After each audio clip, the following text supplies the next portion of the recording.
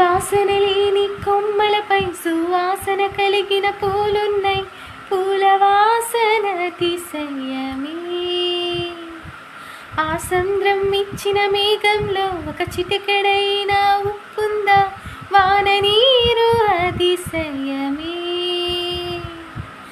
విద్యుత్తే లేకుండా వేలాడే దీపాల వెలిగేటి మినుగురుల అతిశయమే.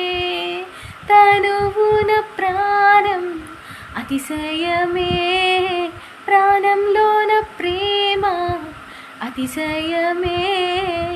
ఆలోచిస్తే అతిశయమే.